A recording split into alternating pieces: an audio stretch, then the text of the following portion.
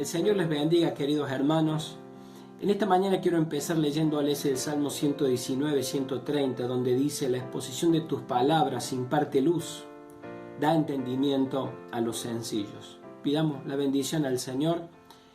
Amado Dios, queremos darte muchas gracias por la palabra en la que vamos a estar meditando en esta mañana y queremos hacerlo con tu bendición, Señor, con nuestra mente, nuestro corazón abierto, y pedimos, Señor, pedimos ser sencillos. Estamos agradecidos por cada una de las cosas que nos estás permitiendo comprender y rogamos, Señor, que nos ayudes para seguir esforzándonos en ser todo lo que tú esperas, Señor, como tu iglesia.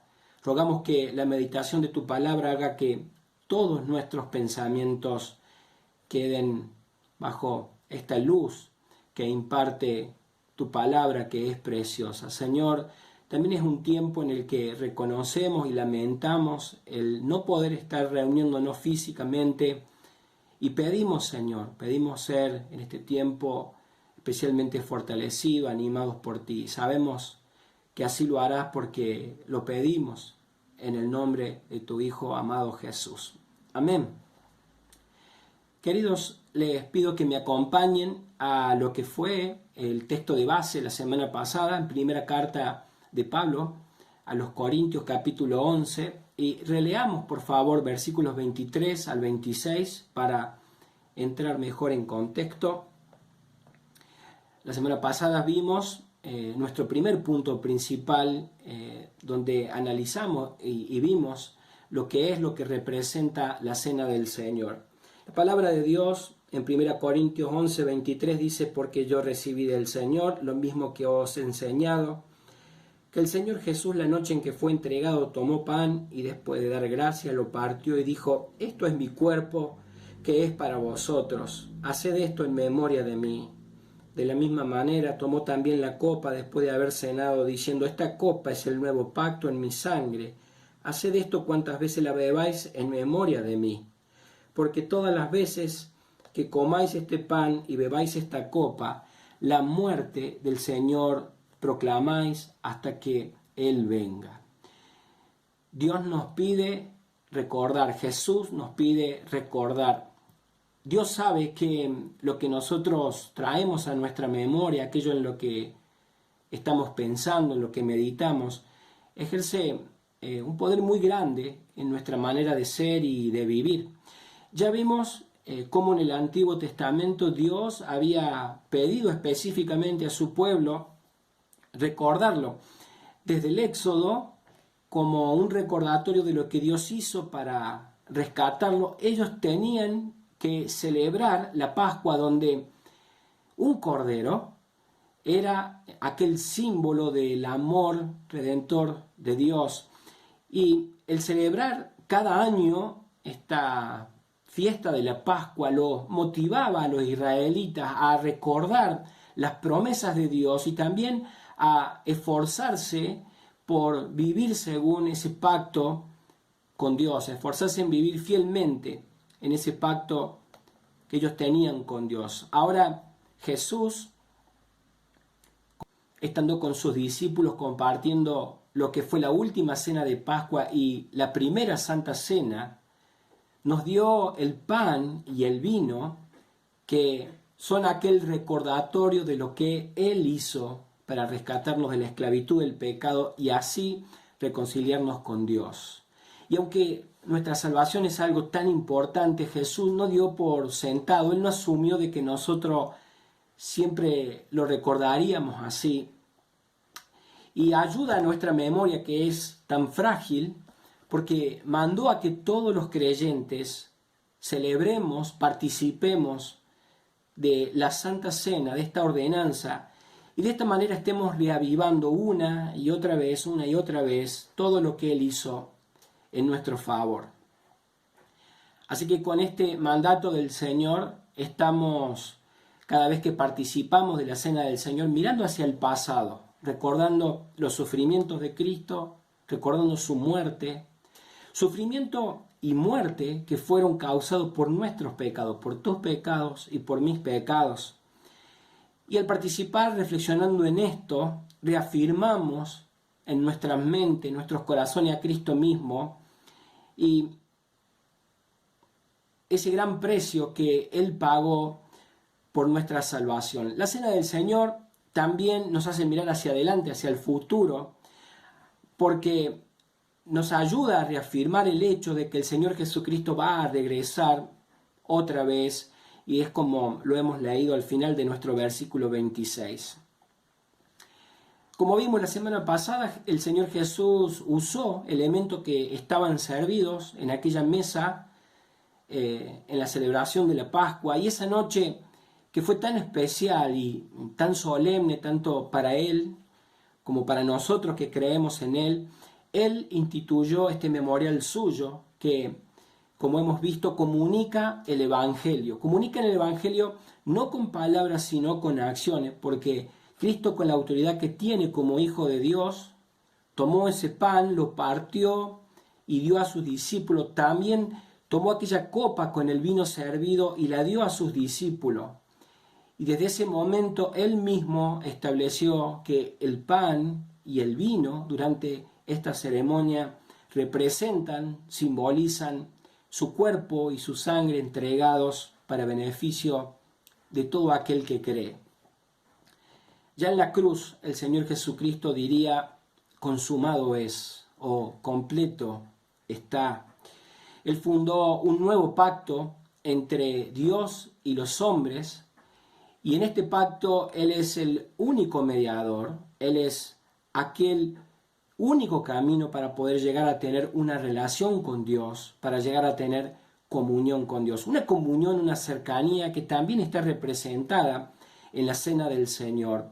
Por eso es que decimos sobre la Cena del Señor que es un medio de gracia, porque Dios habla de una manera especial a cada creyente cuando podemos participar de estos símbolos, porque nos reconocemos hijos de Dios y así por este medio somos reavivados por el Señor, somos afianzados y alentados en nuestra fe. Avancemos en la palabra del Señor, en los versos que nos van a servir de base para ver hoy quienes pueden y deben participar de la Cena del Señor y cómo debemos hacerlo. Así que continuemos nuestra lectura desde los versículos 27 al 29, en la misma carta del apóstol Pablo. Dice la Escritura: de manera que el que coma pan o beba de la copa del Señor indignamente, será culpable del cuerpo y de la sangre del Señor. Por tanto, examínese cada uno a sí mismo, y entonces coma del pan y beba de la copa. Porque el que come y bebe sin discernir correctamente el cuerpo del Señor, come y bebe juicio para sí. Entonces, ¿quiénes pueden participar de la Cena del Señor? Acá el apóstol Pablo les recuerda a los corintios y a nosotros por extensión que la Cena del Señor no es algo de lo que puedan participar todos. La Cena del Señor es una ceremonia que, al igual que el bautismo, ha sido dada a la Iglesia para ser administrada, para ser regulada. Y pueden participar de ella aquellos que han creído en el Señor y hacen un examen de sí mismo para participar dignamente. Y cuando digo que han creído, participan personas que han creído en el Señor, no me refiero a un creer o a tener una fe en Dios o en Jesucristo de manera general. Cuando el Señor Jesús instituyó la Santa Cena, Él no lo hizo delante de todo el pueblo, no lo hizo delante de los miles de seguidores que ya tenía para ese tiempo, sino que lo hizo estando en presencia de sus discípulos. Él instituyó esto delante de aquellos que habían creído en Él y permanecían junto a Él. Del mismo modo, entonces, solo pueden participar dignamente aquellos que se han arrepentido de sus pecados y han confiado en el perdón que Dios ofrece por medio del sacrificio de Cristo, de su entrega en la cruz. Entonces, vemos que es una fe objetiva en la persona y la obra del Señor Jesús. Así que participamos aquellos que hemos entendido, que sabemos y aceptamos que hay un solo camino a Dios, y no es una religión ni es ninguna filosofía de vida, sino es una persona, es Jesucristo mismo, aquel que Dios envió para salvarnos. Si hacemos un paralelo con lo que vemos en el Antiguo Testamento o en el Antiguo Pacto, en Éxodo 12 vemos que ningún extranjero ni persona incircuncisa podía participar de la celebración de la Pascua judía. Solo podían participar aquellos que eran parte del pueblo escogido de Dios por medio de lo que aquel pacto requería. Entonces, de la cena del Señor pueden participar aquellos que han creído en el Señor y que como señal o como una muestra de su fe y en obediencia al mandato del Señor Jesucristo, ya han sido bautizados en agua y además entienden que este pan del que hemos venido hablando y este vino son una representación, son un símbolo del cuerpo quebrantado de Cristo y de su sangre derramada. Es por eso que de esta ceremonia, de esta ordenanza, no participan niños ni personas que aún no son creyentes, porque ellos no tienen la capacidad de discernir lo que esta ordenanza representa. Y tampoco pueden participar aquellos hermanos o hermanas que están en una condición de pecado grave, público, y del que no se ve un genuino arrepentimiento. El Señor Jesús ha mandado a su iglesia que guardemos la santidad del nombre suyo, del nombre de Cristo. Así que nos pide específicamente hacerlo cuidando la manera en que estamos viviendo y le ha dado a la iglesia el que administre estos sacramentos que nos dejó. Entonces, quienes desean participar de la cena del Señor deben tener una vida consecuente con su profesión de ser cristianos. Yo sé que ninguno de nosotros puede ver lo que hay en el corazón de otra persona y tampoco es a eso a lo que la palabra de Dios nos manda o a lo que apunta, sino que manda a que cada uno de nosotros, particularmente, como lo vamos a ver, con mucha seriedad se pruebe a sí mismo, se examine y vea que no haya algún pecado sin confesar o que tengamos alguna relación rota con algún hermano o hermana. Esto es parte de aquel discernir correctamente el cuerpo del Señor. Quiere decir que debemos participar sabiendo esto que estamos haciendo, entendiendo el propósito que tiene, porque como leímos, si tomamos la Santa Cena como una comida común o tenemos una actitud incorrecta al participar, estaríamos rebajando así la muerte del Señor Jesucristo y eso será castigado por el Señor, como leímos en el verso 29 y en adelante. Verso 29 dice: porque el que come y bebe sin discernir correctamente el cuerpo del Señor, come y bebe juicio para sí. Verso 30: por esta razón hay muchos débiles y enfermos entre vosotros y muchos duermen. Esto, amados hermanos, no quiere decir que si hay personas enfermas en la iglesia sea por este motivo. Tampoco quiere decir que aquellas personas que habían muerto en Corinto se habían ido al infierno. Lo que esto quiere decir, mis hermanos, es que el juicio de Dios está sobre aquellos creyentes que no se arrepienten de su pecado y solo quieren seguir en él. Si alguien insiste, de todas maneras, pese a la advertencia de la palabra, insiste en tomar la cena del Señor así, indignamente, sin entender, sin dimensionar lo que esto implica, sin pensar en cambiar su situación, porque ha dejado que su corazón se endurezca por el pecado, y se niega a pedir perdón a Dios o a pedir perdón a otras personas, debería abstenerse de participar, aunque no es esa la condición o el deseo de Dios para su iglesia. Y eso nos lleva a nuestro tercer punto. Ya vimos quiénes pueden y deben participar de la cena del Señor, porque recordemos siempre que es el mismo Señor Jesucristo, nuestro Salvador, a quien que nos pide que le recordemos a través del participar de estos símbolos. Nuestro tercer punto trata sobre entonces cómo vamos a participar. En el verso 28 leímos: por tanto, es decir, por lo dicho hasta ahora, por lo que la cena del Señor implica, examínese cada uno a sí mismo, y entonces coma del pan y beba de la copa.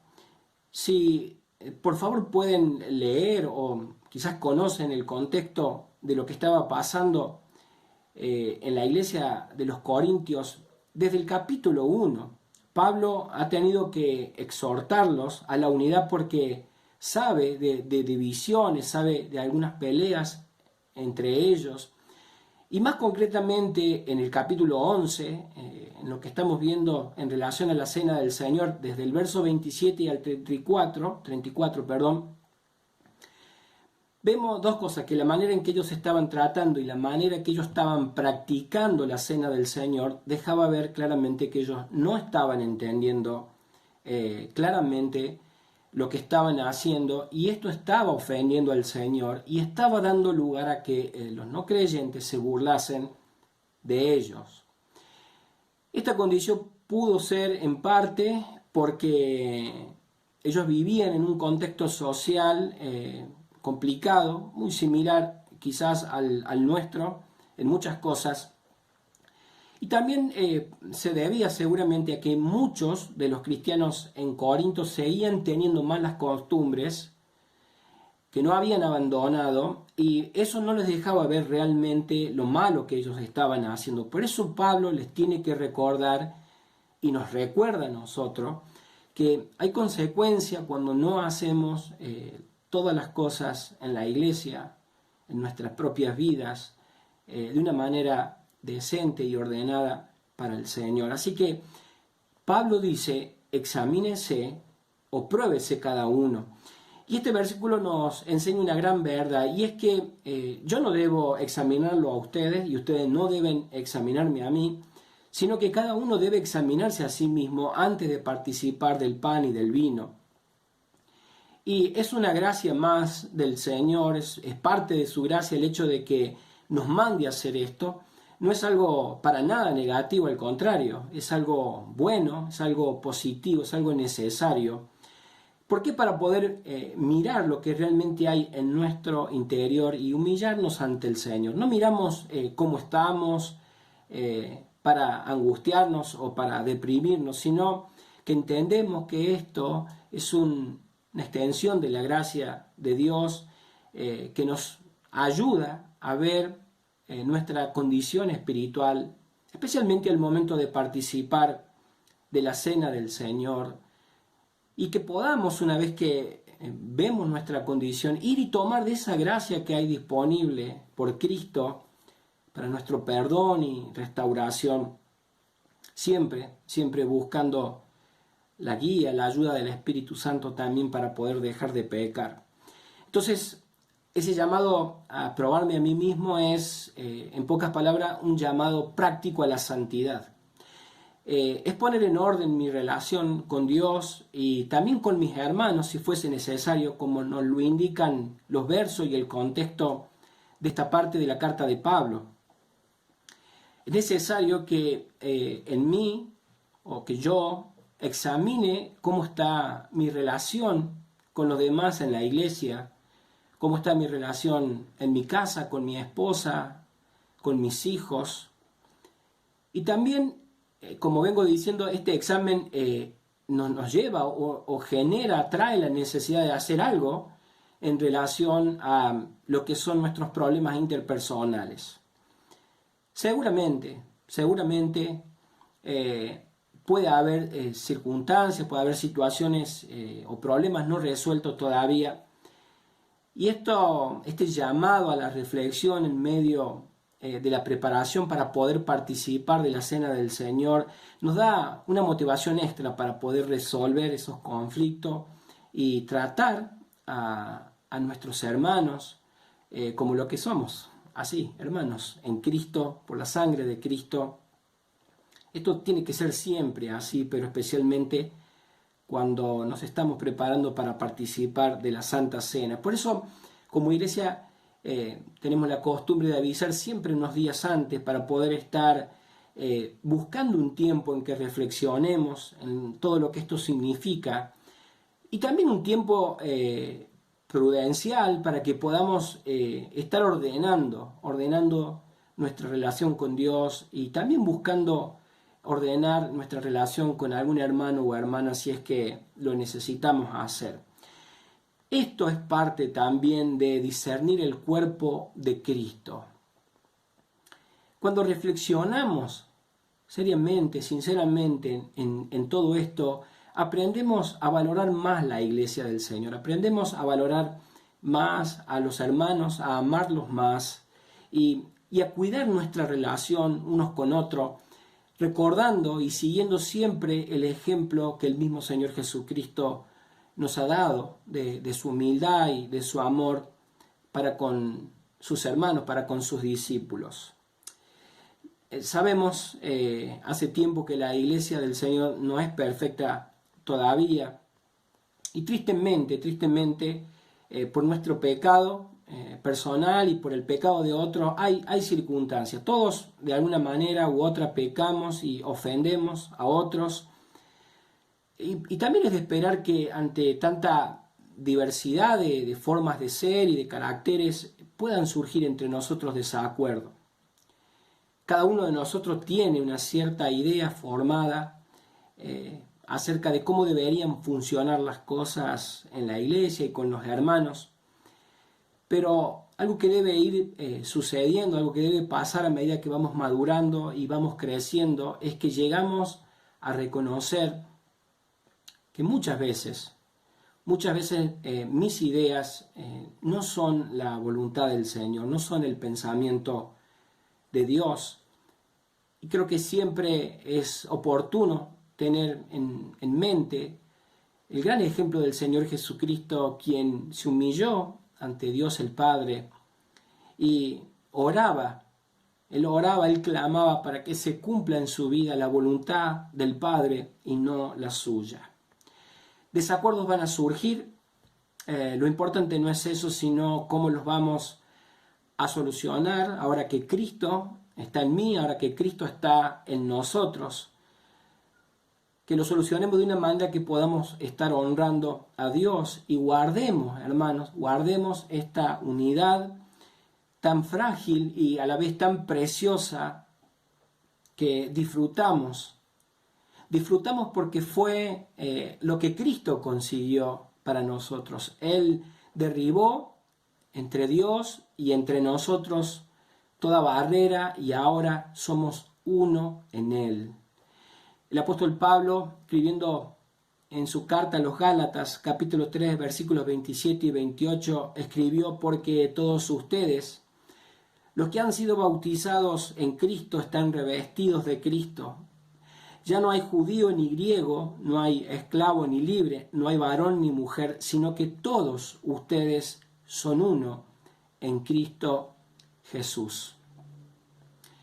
Entonces, mis queridos hermanos, cada uno de nosotros, cada uno de los miembros, desde el más joven hasta el más anciano, debemos ser muy intencionales a la hora de hacer esta evaluación, este examen de nosotros mismos.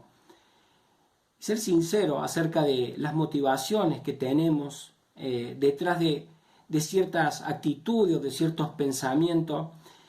Y si nos damos cuenta de que hay algo que puede estar ofendiendo a Dios o a los hermanos, tenemos que, con la ayuda del Señor, buscar abandonar eso que ofende y buscar también el perdón y la restauración de nuestras relaciones.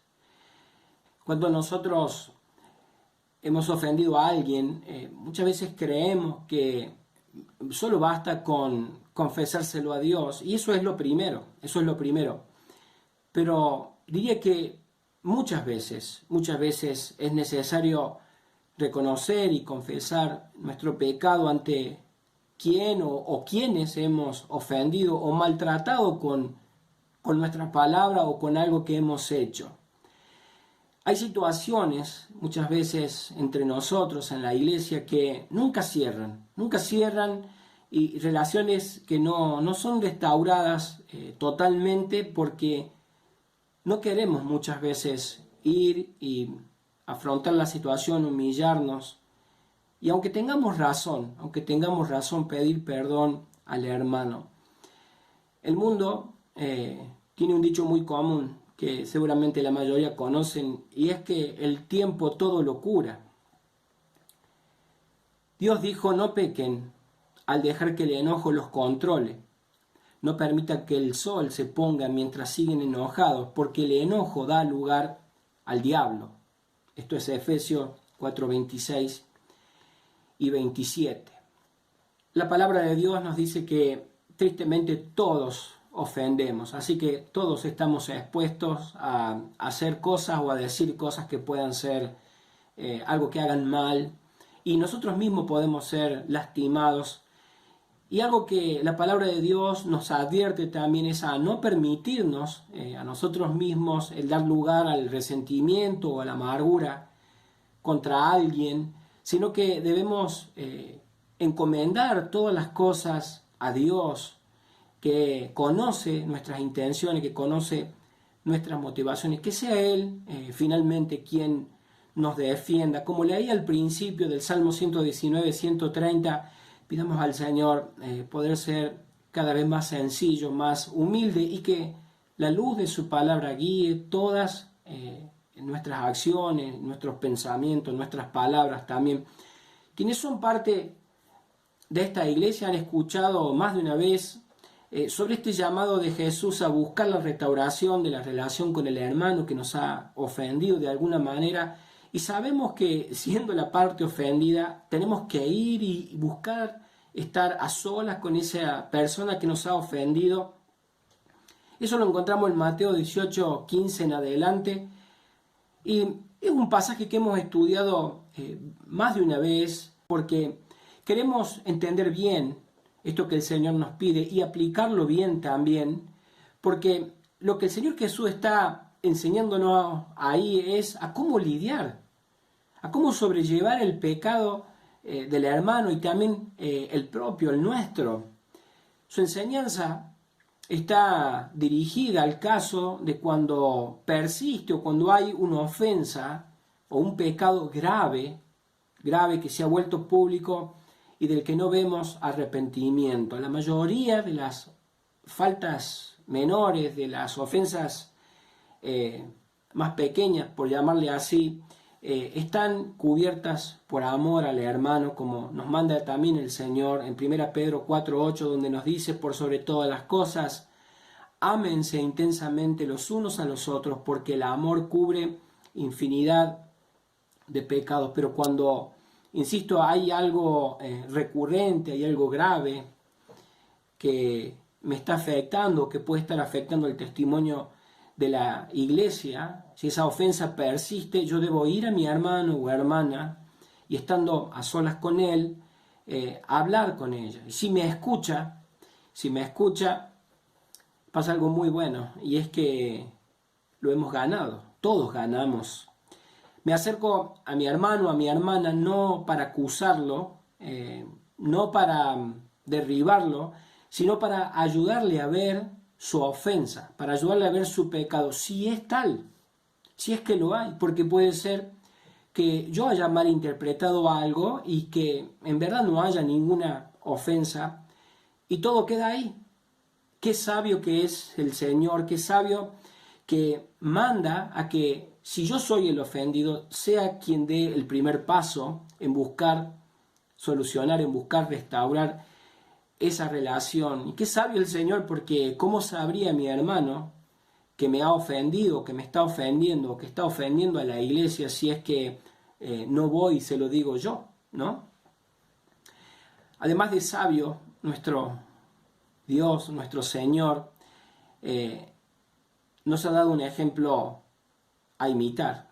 Él, nuestro Dios el Padre, estaba infinitamente ofendido por nuestro pecado, y sin embargo Él dio el primer paso en buscar la restauración. Cristo nunca nos va a pedir, Cristo nunca nos va a mandar a hacer algo que Él no lo haya hecho por nosotros.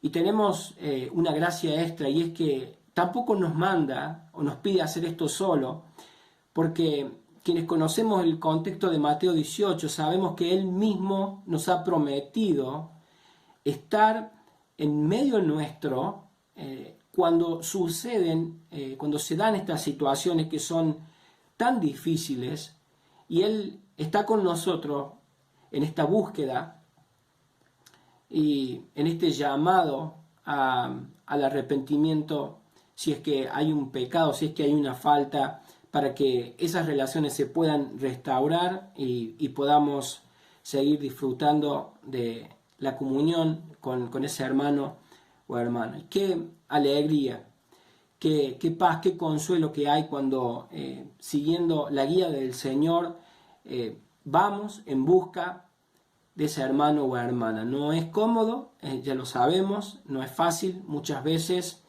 pero no vamos con nuestra propia opinión o con nuestro propio criterio, tampoco vamos buscando a que el hermano nos dé a nosotros la razón, sino que sinceramente nos acercamos porque entendemos lo importante que es cuidar, preservar esta unidad que, como ya dije, es tan preciosa y a la vez tan frágil, unidad que el Señor ha hecho posible al rescatarnos de nuestros malos deseos, de nuestros deseos pecaminosos, de nuestros deseos egoístas, para darnos un nuevo corazón, con nuevas prioridades, con un nuevo enfoque en donde el amor se manifiesta buscando el bien de mi hermano, buscando el bien de mi prójimo.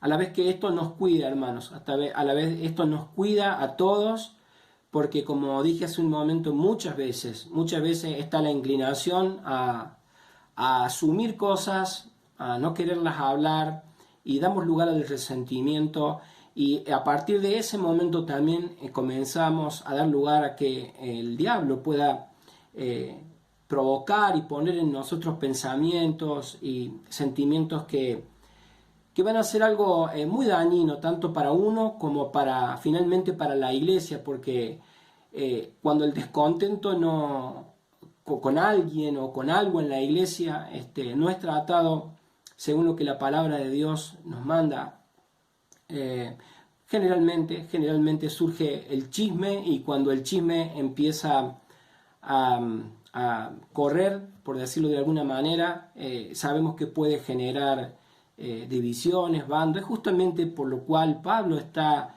escribiendo esta carta también a los Corintios. Así que tenemos el ejemplo de estos hermanos que estaban sufriendo justamente las consecuencias del estar haciendo de esta manera las cosas, y podemos aprender de ello, y que con la gracia del Señor, con su bendición, nosotros podamos ser una iglesia unida, una iglesia que está con cada cosa buscando siempre honrar al Señor. Sé que normalmente en todas las cosas lo hacemos así esto, pero tenemos que estar atentos y velar, y sobre todo velar por nosotros mismos, lo que pasa en nuestro propio corazón, lo que pasa en nuestra propia mente.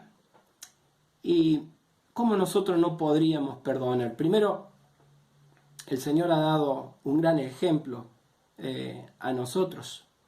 El Señor, estando tan ofendido y habiendo perdonado ofensas mucho más graves que la que un hermano puede cometer contra mí, entonces el Señor nos manda a poner en orden nuestras relaciones y perdonar. Cuando haya desacuerdos, entonces pensemos también en que la manera en que nosotros respondemos cuando nos han ofendido, nos han tratado mal, dice mucho acerca de nosotros, dice mucho acerca de nuestra madurez espiritual, sobre nuestra fe. Y si a eso lo entendemos, si eso lo reflexionamos, como dije, con seriedad, con humildad, y no solamente con pesar, con ese dolor de ver que fallamos, sino que buscamos la ayuda del Señor, buscamos sobrellevar estas situaciones con la gracia del Señor, el Señor nos va a ayudar y vamos a crecer. Porque es cierto que la ofensa, y más todavía cuando es injusta, provoca sufrimiento en nosotros. Pero a la vez es un instrumento de Dios que nos sirve para ver lo que realmente hay en nuestro propio corazón. Y si estamos madurando,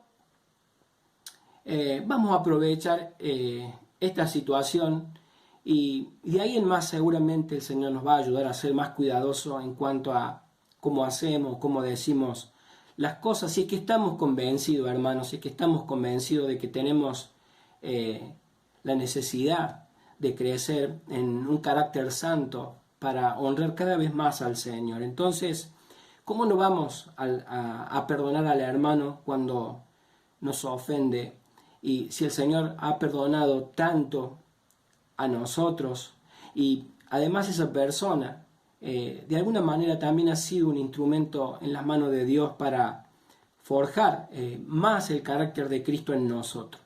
Ahora, si por nuestra dureza de corazón nosotros nos negáramos a escuchar a nuestra conciencia, no estamos de acuerdo con esto aún, entonces tendríamos que actuar en obediencia a la palabra de Dios, por temor a Dios, por lo que ya sabemos. Mateo 6:14, el Señor Jesús mismo dice: si no perdonamos a los hombres sus ofensas, tampoco el Padre nos perdonará nuestras ofensas. Si nosotros no perdonamos, dejamos de ser perdonados por el Señor. Entonces, entendamos, mis amados hermanos, que para que esas situaciones que se dan cierren definitivamente, entendamos que para que las relaciones puedan ser totalmente restauradas y puedan florecer, por decirlo de una manera, nuevos sentimientos y pueda fluir esa comunión, esa confianza de unos con otros, tenemos que aprender a ser cada vez más humildes y pedir perdón, usar las palabras, tener la actitud correcta, más allá de que tengamos razón, porque al final todos ganamos y el nombre del Señor Jesucristo es honrado. Esto es vital, hermanos y hermanas, que lo sigamos haciendo así, que nos esforcemos para que cada vez sea algo más natural, hacerlo inmediatamente. Esto va a repercutir sobre nuestra salud espiritual como iglesia, va a hacer que nuestra iglesia esté creciendo sana, y como estamos viendo en esta carta de Pablo, que tuvo la necesidad de escribir a estos hermanos, por su actitud también cuando practicaban la cena, estos hermanos estaban mostrando un testimonio hacia afuera de la iglesia que no era un testimonio limpio. Ellos no estaban demostrando con sus vidas cómo el Evangelio estaba afectando o debe afectar nuestras relaciones unos con otros. Así que si lo hacemos, si nosotros estamos guardando, estamos cuidando esto lleva gloria al Señor, esto mantiene la salud espiritual de la iglesia, nos mantiene creciendo de una manera fuerte y sana, y también nuestro testimonio fuera de la iglesia es eficaz, porque este mensaje de reconciliación, el cual representamos, realmente está impactando en nuestras vidas y está dirigiendo nuestros pensamientos y nuestras acciones para gloria del Señor. Al final es la comunión o mi comunión con Cristo y con mis hermanos, aquello que adorna, por decirlo así, esa reunión alrededor de la mesa de comunión. Si no lo hacemos así, entonces la cena del Señor puede volverse sencillamente algo ritual, algo religioso, incluso pierde su significado, y también trae consecuencias a nuestra vida espiritual y lo que estamos mostrando como iglesia, como dije hace un momento. Entonces, si queremos honrar al Señor y decimos amar al Señor, tenemos que al mismo tiempo mantener nuestras relaciones con cuentas arregladas, ¿sí? Con cuentas cortas. No podemos mantener relaciones tensas entre nosotros indefinidamente. Si no estás en comunión con Dios, debes arrepentirte, debes volverte a Él, el Señor te está esperando.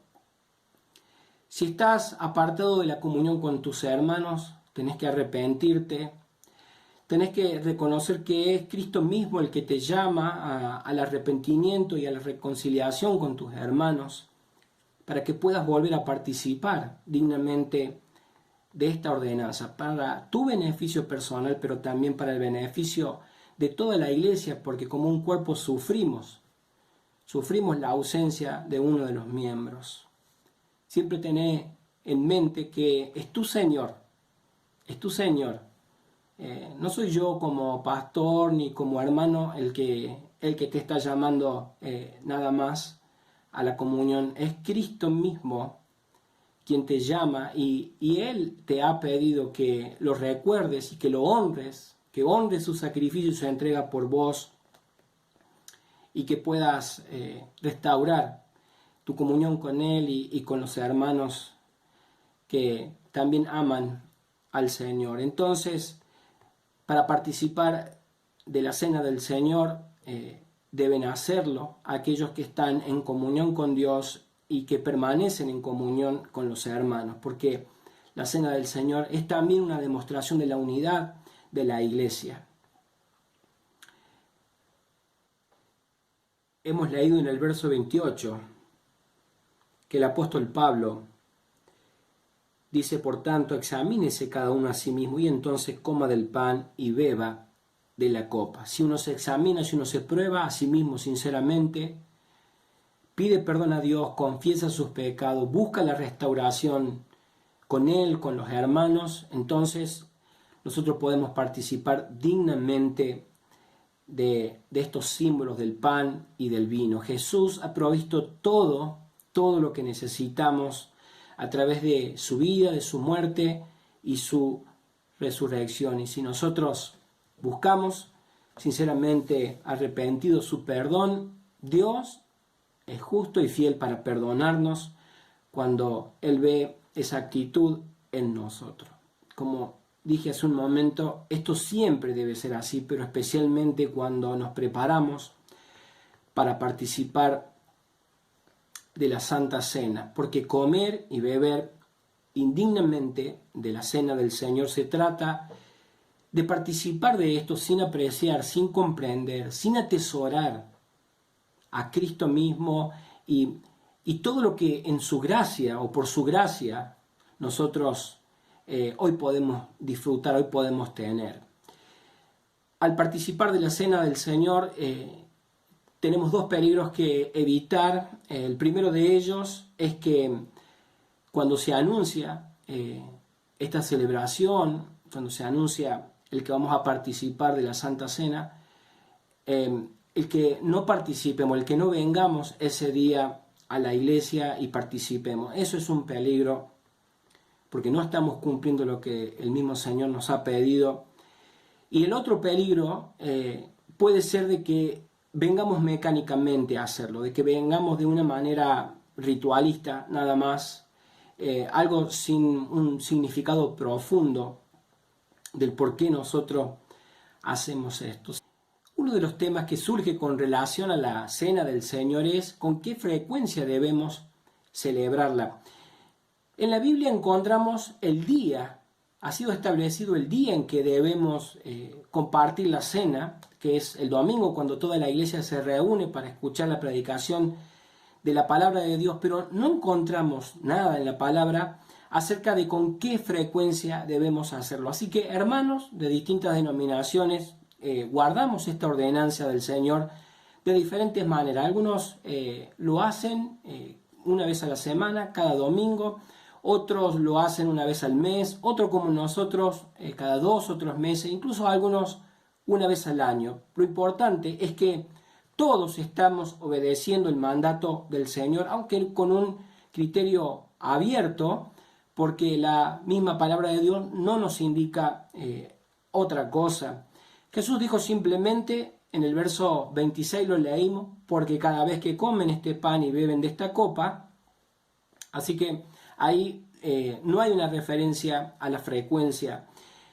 En la misma carta, más adelante Pablo, cuando está hablando concretamente del día en que nos reunimos como iglesia para la adoración, él da una norma o da un principio a seguir para esta ordenanza y todo lo que debemos hacer en la iglesia del Señor. Primera de Corintios 14, 26 dice que todo se haga decentemente y con orden. Entonces, si la cena del Señor se planifica, si se enseña y se participa del Señor de tal manera que es un tiempo en el que sinceramente lo usamos, lo tenemos para un autoexamen, para pedir perdón, para confesión de nuestros pecados y restauración de nuestras relaciones, todo con acción de gracia y alabanza. Entonces la Santa Cena será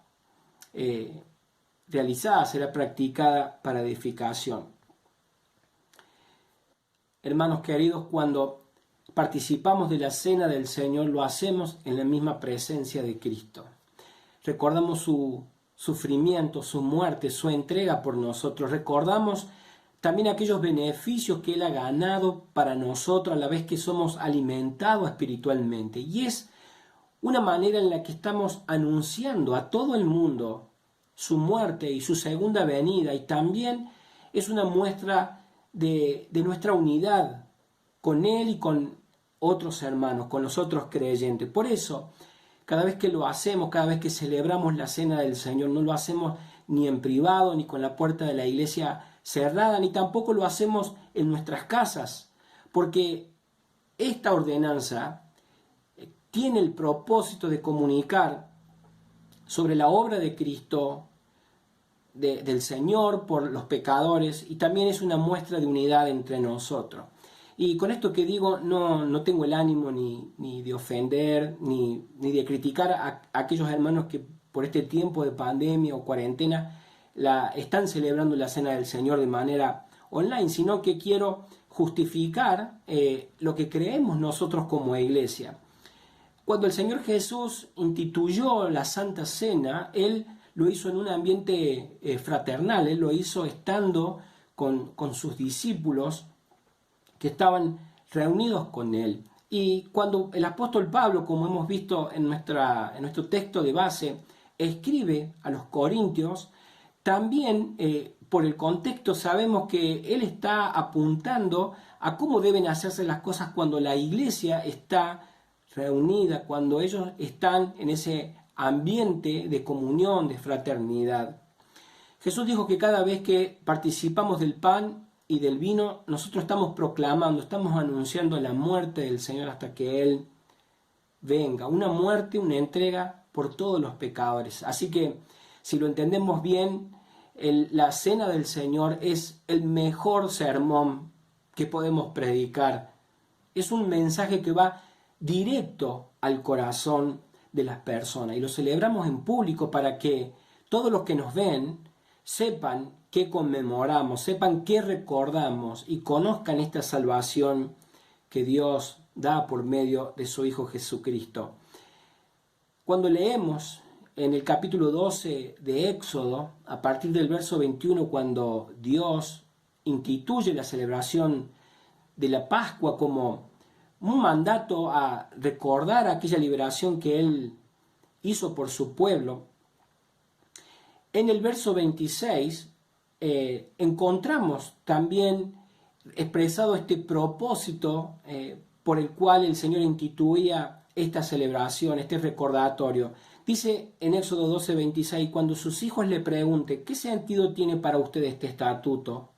Ustedes les responderán, se trata del sacrificio que se ofrece al Señor, como recuerdo de la Pascua, es decir, cuando en Egipto el Señor pasó por alto la casa de los israelitas y nos salvó la vida, pero hirió de muerte a los egipcios. Aquellos judíos se habían salvado de la ira de Dios porque como señal con la sangre de un cordero habían pintado el marco de las puertas de sus casas. Ahora, con la sangre de Cristo, figurativamente pintamos las puertas de nuestros corazones para no tener que sufrir la ira de Dios. El pan y el vino recuerdan esa entrega del Señor y cada vez que la celebramos, cada vez que participamos de esto y nos acompañan personas que están escuchando el Evangelio, nosotros podemos tener la oportunidad de contarles, como aquellos padres a sus hijos, de aquel sacrificio sin igual que Dios hizo por nosotros, por cada uno de aquellos que iban a creer en este rescate de Dios.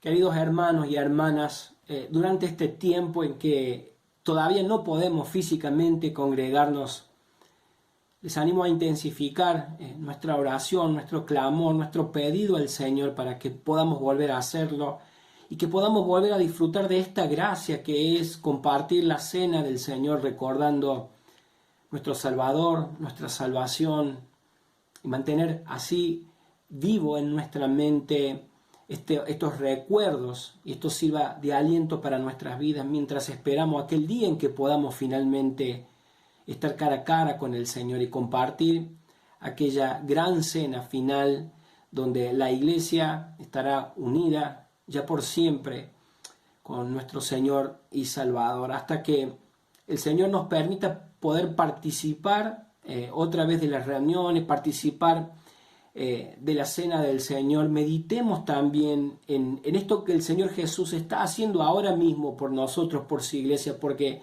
Jesús nos ama, Él está cuidando de nosotros, Él está intercediendo por nosotros, porque anhela, porque Él espera, Él desea esa cercanía, esa compañía, esa comunión nuestra con Él, y esto es algo que nos bendice y nos debe dar mucho ánimo, hermanos. Para ir terminando, en estos domingos he citado varias veces este pasaje de Éxodo 12 en la Biblia, y ahí vimos la necesidad del Señor de establecer un recordatorio, y sabemos que parte de esta ceremonia consistía en sacrificar un animalito, pero por lo que ya hemos visto, entendemos de que no bastó sencillamente con sacrificar este cordero, sino que ellos además tenían que hacer aquella marca, tenían que pintar los marcos de la puerta de sus casas como una señal ante Dios y no tener que sufrir así la muerte, aquel castigo de Dios sobre aquella región. Si ellos no hubieran pintado, si ellos no hubieran hecho esto, la muerte de ese animalito hubiera sido en vano. Puede ser que vos que estás mirando, que estás escuchando esto, sepas de la muerte del Señor Jesucristo, sepas de esa cruz, sepas o tengas una idea acerca de lo que la Pascua representa, pero eso no alcanza. Ese saber, ese conocimiento no basta para salvarte. Tenés que llegar a reconocer y ver que el Hijo de Dios, aquel Cordero que Dios proveyó, fue traspasado y murió y resucitó por vos, por tus pecados, para reconciliarte con Dios. Tenés que abrazarlo por la fe. Solamente así podrás ser salvo de esa ira de Dios que fue demostrada en aquel castigo sobre la nación de Egipto. ¿Sabes? El mensaje del Evangelio es una esperanza viva para todo el que crea. El mensaje del Evangelio es una invitación que sigue en pie para todo aquel que confíe en lo que Jesús ha hecho. Hay mucho lugar en la casa de nuestro Señor, y cuando nosotros ponemos nuestra confianza en lo que Él hizo, en su sangre derramada por nuestros pecados, todo lo que Él ganó, todo lo que Él hizo por nosotros aplica a nuestra vida, se imputa a nuestra vida, y cuando Dios ve en nuestras vidas, bajo esa sangre de su Hijo, limpiados, perdonados por esa sangre sobre tu corazón, ya no tenemos que temer la ira de Dios, tampoco la muerte, porque Cristo soportó los horrores de la muerte, soportó todo ese sufrimiento para que nosotros seamos liberados del pecado y del infierno. Si vos crees esto, también podés venir a esta mesa de la que he venido hablando en los términos que hemos visto, y junto con la iglesia del Señor, junto a hermanos y hermanas también, recordar ese triunfo de Cristo sobre la muerte y el pecado. Mis amados hermanos, somos llamados a recordar este gran sacrificio de Cristo. Recordamos su muerte, su entrega. Es gracias a Cristo que finalmente nuestras almas tienen descanso y no tenemos que temer el infierno. La cena del Señor, este pan y este vino del que hemos hablado, que simbolizan el cuerpo y la sangre de Jesús entregado, son un recordatorio que deben reavivar permanentemente en nuestros corazones esta esperanza viva que tenemos de un día estar para siempre con Él. Oremos al Señor dando gracias. Queremos, Señor, sinceramente darte gracias. Gracias, Señor, por todo lo que has hecho. Y reconocemos que tú eres el único que puede librar de la esclavitud del pecado. Queremos, Señor, caminar en nuestra vida hacia nuestra morada celestial y queremos hacerlo en dependencia de ti, Señor, porque tú eres el único que nos puede guiar, que nos puede proteger y nos puede bendecir hasta llegar allí. Damos gracias, Señor, por tu palabra y por todo lo que has hecho por nosotros. Oramos agradecidos en Jesús. Amén.